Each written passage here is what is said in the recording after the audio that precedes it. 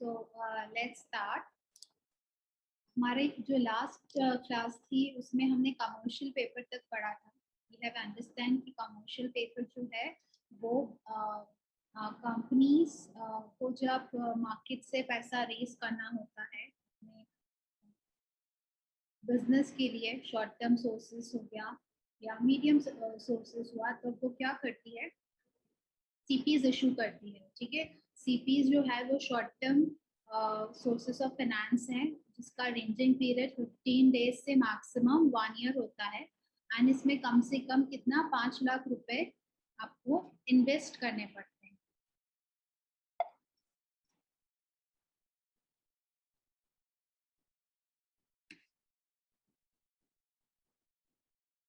Now if we talk about कि आखिर ये सीपी इशू कैसे होता है, तो सीपी इशू करने के लिए 3 पार्टीज इन्वॉल्व होती है. 3 parties are involve in CP. ठीक है, कौन सी 3 पार्टीज हैं? तो यहाँ पर 3 पार्टीज है. एक तो होता है इशुअर. तो जो इशुअर है वो कौन है?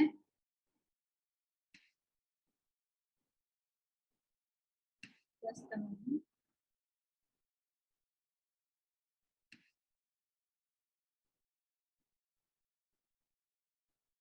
सो जो इशुअर है वो कौन है? कंपनी. ठीक है, जो कंपनी सीपीस इशू करना चाहती है. सेकंड क्या होता है, दूसरी एक पार्टी लगती है हमें, रेटिंग एजेंसीज. जैसा कि हमने पहले डिस्कस किया था कि जो कंपनीज की रेटिंग ज्यादा अच्छी होती है, जिनकी क्रेडिट वर्दीनेस अच्छी होती है, उनका सीपी जल्दी से मार्केट में क्या हो जाता है, फ्लोट हो जाता है. That means you will find people who are interested in subscribing to your CP. ठीक है, और जो कंपनीज का क्रेडिट रेटिंग एजेंसी के द्वारा रेटिंग कम दिया जाता है, अगर वो अपना मार्केट में सीपी फ्लोट करना चाहती है तो वो क्या करती है, वो हायर इंटरेस्ट रेट पे करती है. जो भी मार्केट का करंट इंटरेस्ट रेट है उससे क्या करेगी, ज्यादा इंटरेस्ट रेट आपको पे करेगी. तो फॉर एग्जाम्पल अगर 15% इंटरेस्ट रेट है मार्केट का, so the company will provide 20 और 25% of rate of return to make the option attractive. अपने सीपी को अट्रैक्टिव बनाने के लिए वो क्या करेगी, बहुत ज्यादा इंटरेस्ट रेट ऑफर करेगी. उसके अलावा एक हमें लगता है एजेंट, जिसे हम बोलते हैं IPA, that is issuing and paying agent. ये एजेंट क्या करता है, ये एजेंट ही पूरा जो सीपी का सर्कुलेशन है वो हैंडल करता है. तो वो ये एनालिसिस करेगा कि क्या issuer first of all eligible है कि नहीं to issue the CP. Second, वो पूरा सब्सक्रिप्शन यानी कि जितने भी लोग हैं जो इंटरेस्टेड हैं सीपी बाय करने के लिए, उनका सब्सक्रिप्शन हैंडल करेगा, उन्हें इशू करेगा और उनकी सीपी को क्या करेगा, रिडीम भी एजेंट के थ्रू ही होगा.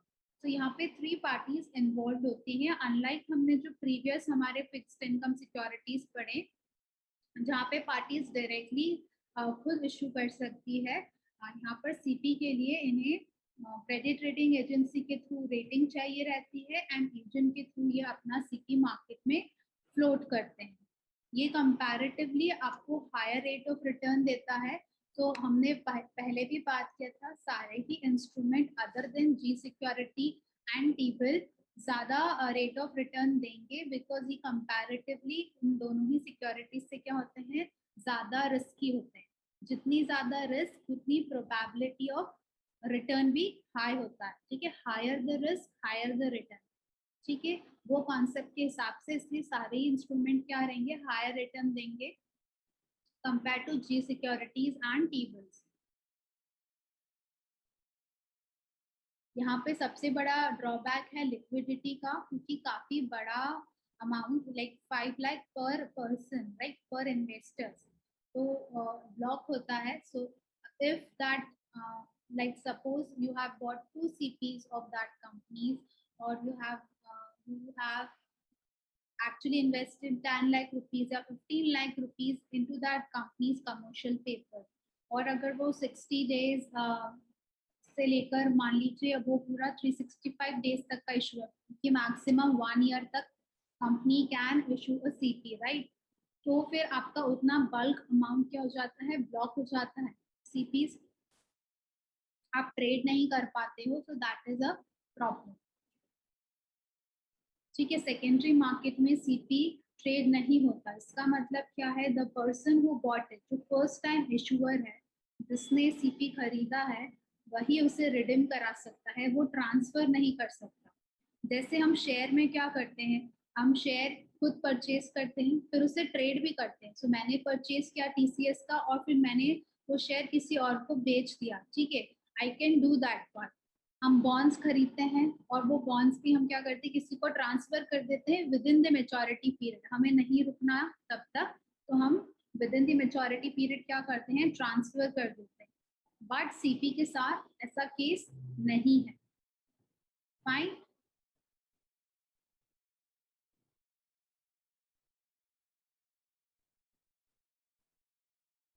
Okay, so there are still people who have joined late in the class.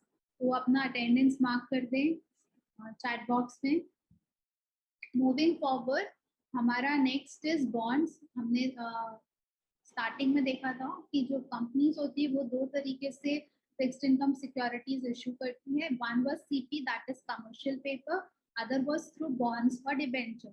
तो कोई भी फाइनेंशियल इंस्टीट्यूशन को मार्केट से अगर पैसा रेस करना है, और अगर मान लीजिए जैसे हमने पहले भी बात किया था कि हमारे सीपीज इतना फ्लोट नहीं हो रहे हैं, या फिर मान लीजिए हमें इशूअर्स नहीं मिले बहुत, तो हम क्या कर सकते हैं, हम बॉन्ड्स और डिबेंचर्स के थ्रू अपना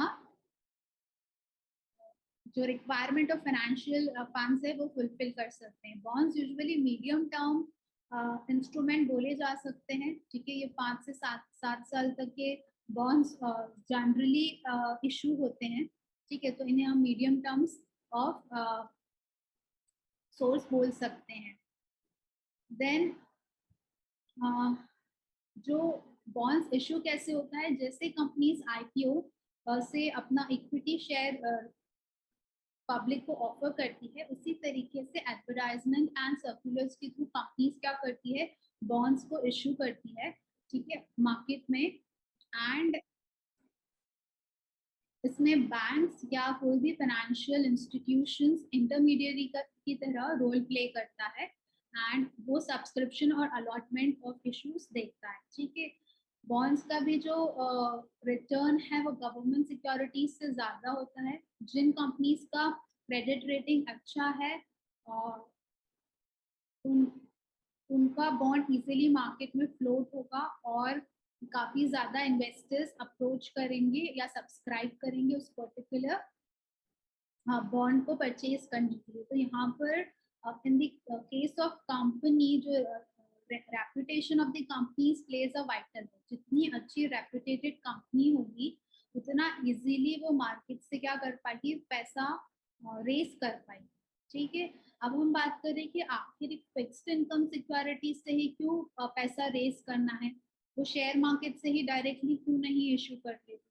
तो क्या कोई इसका आंसर बता पाएगा? आपको क्या लगता है कि क्यों किसी कंपनी को बॉन्ड्स या सीपी इशू करने की जरूरत पड़ सकती है? मैम फंड्स की कमी की वजह से। फंड्स की कमी की वजह से। तो वो फंड्स की कमी की वजह से तो पक्का बिल्कुल सही वन ऑफ द रीजन जो हम बोल सकते हैं उसी के लिए।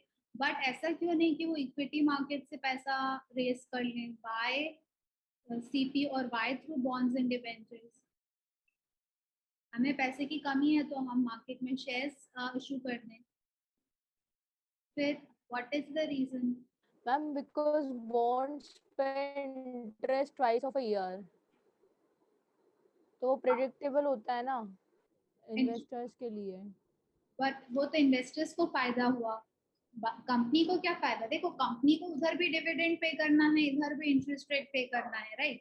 कंपनी को दोनों केस में अपने इन्वेस्टर्स को रिटर्न देना है, अदर इन वन और अदर वे, ठीक है, either in the form of dividend or in the form of interest, right? So company has the cost for both the thing, दोनों ही जगह पे उसको उसका कॉस्ट तो पे करना है।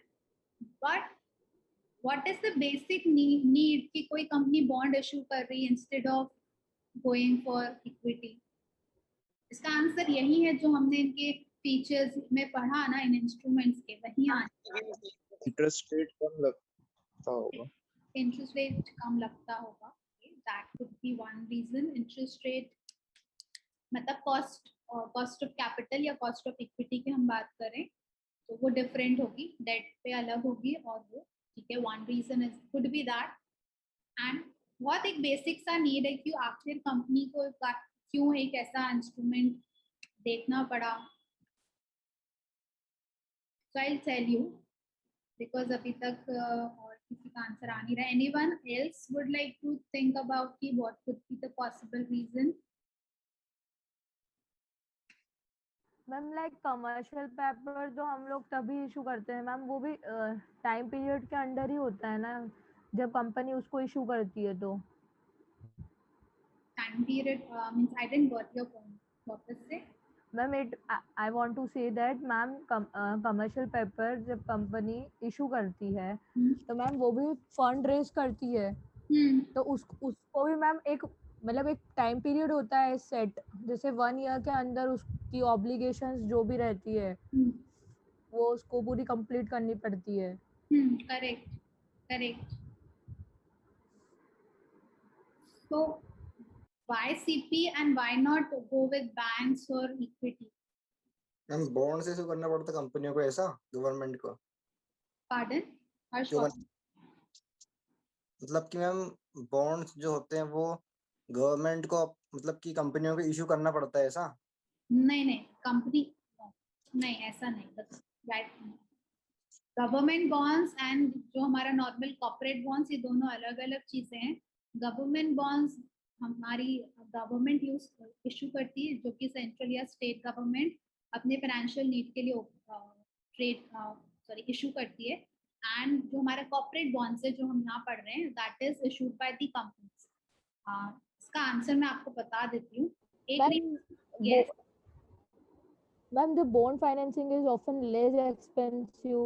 One of the reason is with the expense, ठीक है, जो अभी इन्होंने भी कहा और पहले भी किसी ने कहा था दैट दोनों का कॉस्ट अलग अलग होगा, ठीक है, वन रीजन है। पर सबसे बेसिक रीजन जो है the issue with the time. One more, ठीक है, बैंक में भी आज अगर आप अप्लाई करोगे तो आपको नेक्स्ट डे या विद इन 15 डेज आपका जो लोन है वो सेंक्शन नहीं होगा, ठीक है। स्पेशली अगर आप बहुत ज्यादा बड़ा अमाउंट ऑफ लोन ले रहे हो, सो उनकी स्क्रूटनिंग में ही टाइम लगता है, अप्रूवल्स में टाइम लगता है, सो आपको इंस्टेंट में नहीं मिलता, ठीक है, जल्दी से पैसा नहीं मिलता।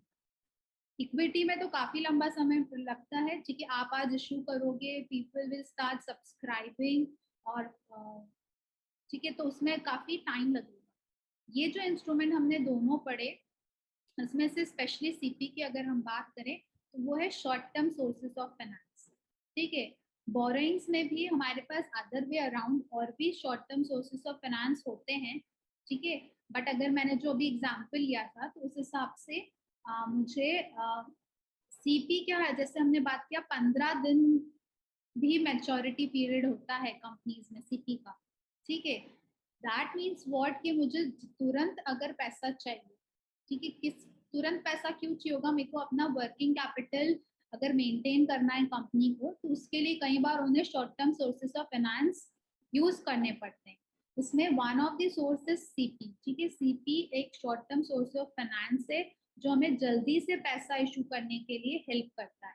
अदर रीजन जो आप लोगों ने कहा वो बिल्कुल सही है कि इन दोनों का cost of debt and cost of equity दोनों का अलग अलग होता है।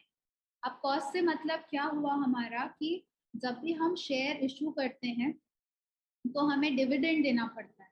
डिविडेंड अब कंपनी के लिए क्या हो जाएगा, कॉस्ट है, ठीक है। मुझे किसी से पैसा लेने के अगेंस्ट में मुझे उसे कुछ रिटर्न में देना पड़ रहा है, वो मेरी कॉस्ट होगी। सेम चीज होता है डेट में, जब हम किसी से उधार लेते हैं इन दी थ्रू बॉन्ड्स या थ्रू डिबेंचर्स, ठीक है, उसको भी हमें इंटरेस्ट फॉर्म में या बोरोइंग्स, उसको भी हमें इंटरेस्ट फॉर्म में क्या करना पड़ता है, देना पड़ता है, उसकी भी कॉस्ट होती है।